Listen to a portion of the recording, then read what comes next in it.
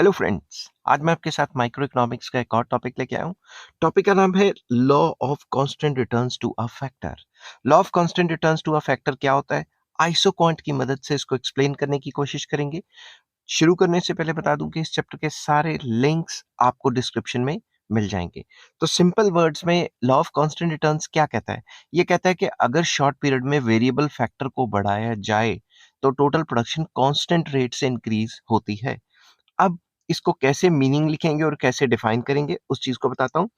It is a situation in which with the increase in the units of variable factor, that is labor, in short run the total production increases at constant rate। अगर short period में labour को बढ़ाया जाए तो total production increasing rate से नहीं बल्कि constant rate से बढ़ती है।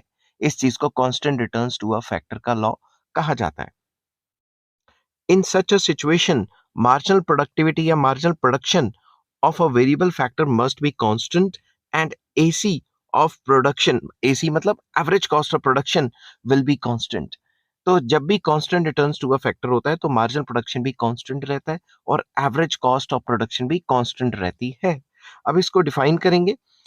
जो डिफाइन करना इंपॉर्टेंट रहता है, अगर आप कोई भी कॉन्सेप्ट एक्सप्लेन कर रहे हैं और उसको पेपर में डिफाइन करते हैं किसी स्कॉलर की टर्म्स में या फिर किसी ऑथर की टर्म्स में या फिर किसी दो थिंकर है फिलोसफर है उसकी टर्म्स में, तो टीचर पे बहुत अच्छा इंप्रेशन पड़ता है। According to professor Hanson, constant returns to a factor occurs when additional application of variable factor increases output only at a constant rate।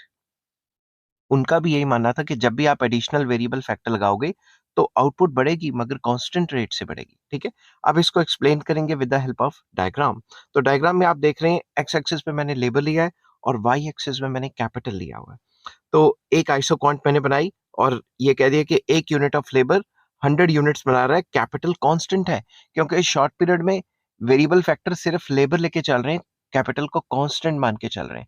दूसरी तरफ अगर मैं लेबर को डबल कर देता हूं तो आउटपुट जो है वो सिर्फ जो है डबल क्वांटिटी होगी, आउटपुट जो है सिर्फ कांस्टेंट रेट से बड़ी 100 का 200 हो गया। और अगर ऐसे ही मैं यहाँ एक और आइसोक्वांट बना लेता तो 300 हो जाता। तो आउटपुट बढ़ तो रही है मगर इसकी जो बढ़ने की जो रेट है वो कांस्टेंट है। कांस्टेंट तो इस चीज को कहेंगे कि टीपी या टोटल आउटपुट या total production increases at constant rate. तो जब भी वेरिएबल फैक्टर के बढ़ाने की वजह से टोटल प्रोडक्शन या टोटल आउटपुट कांस्टेंट रेट से बढ़ती है तो उसे law of constant returns to a factor कहा जाता है। आई होप ये वीडियो आपको पसंद आई होगी। अगर आपको ये वीडियो पसंद आती है तो please like share and subscribe. इस चैप्टर के सारे लिंक्स आपको डिस्क्रिप्शन में मिल जाएंगे। Take care, bye bye.